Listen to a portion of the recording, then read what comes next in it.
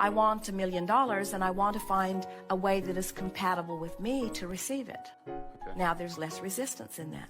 You say, I want $1 million, and I know that there are a lot of people who have $1 million who got it in a way that would not be uncomfortable to me.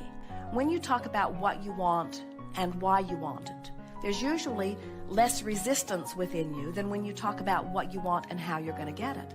Because when you pose questions that you don't have answers for, like how, where, when, who, then it sets up a contradiction vibration within you that slows everything down. Statements such as, there must surely be many people on this planet today who have $1 million and in excess of it, who at one time were standing right where I am, just wanting it and having no idea how it was going to come.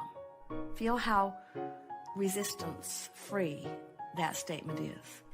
Even though you don't know how or where or when or who, if you know what, and you've talked about why you want it, and you've practiced the thought of it until it's starting to feel very familiar to you, what begins to happen is things that couldn't happen to you now begin happening, and ideas that wouldn't even occur to you now begin to occur to you, and rendezvous with people that you don't have access to now begin to happen. And when your million and many more come to you, you will wonder where it always was. And so when you start imagining having $1 million, and we're going to play here with you for just a little bit, but when you start imagining what that means, and we don't want you to just get $1 million and stop, you're going to want $1 million always at your disposal. You're going to want to spend that and have another on its heels, because we promise you, once you get used to millions of dollars moving through your experience, $1 million won't last you very long. So what is it that we are wanting you to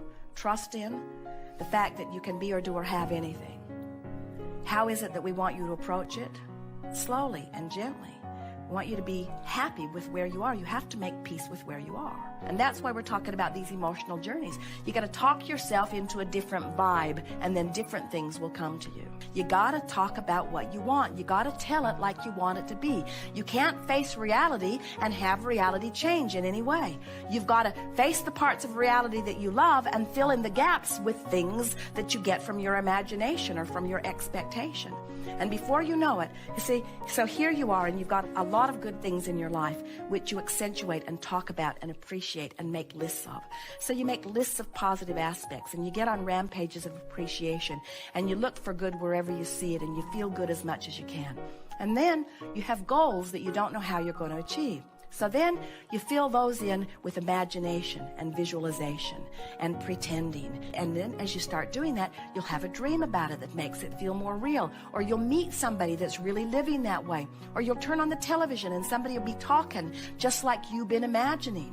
Or you'll pick up a book, or you'll hear another interview. In other words, the universe will help you to rendezvous with whatever the vibration is that you've finally achieved. And little by little, you just work yourself in to where you've filled in the gaps that you're not now living with your vibration as you've used your imagination. The universe does not know the difference between someone who has $1 million and someone who just feels like they have $1 million.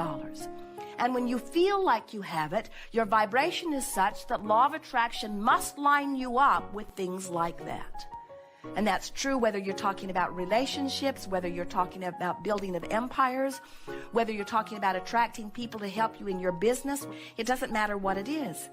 You've got to find the vibration of it, and you've got to practice the vibration of it until the vibration of your desire supersedes the vibration of doubt.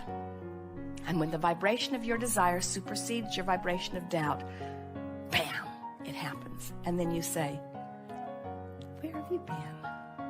You say, I knew you were coming. I could feel you. At first, I just felt hopeful that you'd be there. But eventually, I started really trusting that you'd be there.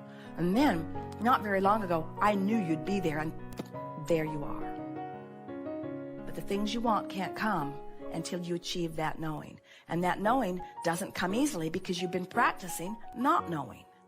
So you really have to get to the place where you don't talk so much to people who don't understand. And you talk to those who do understand. Or you just keep your own counsel. There's no reason for you to experience anything less than what you want. And if you have the ability to imagine it, this universe has the ability to give it to you. Knowing it, knowing that you want it, asking for it, is step one and step two, because you've asked and the universe is given. Now you just have to get out of the way.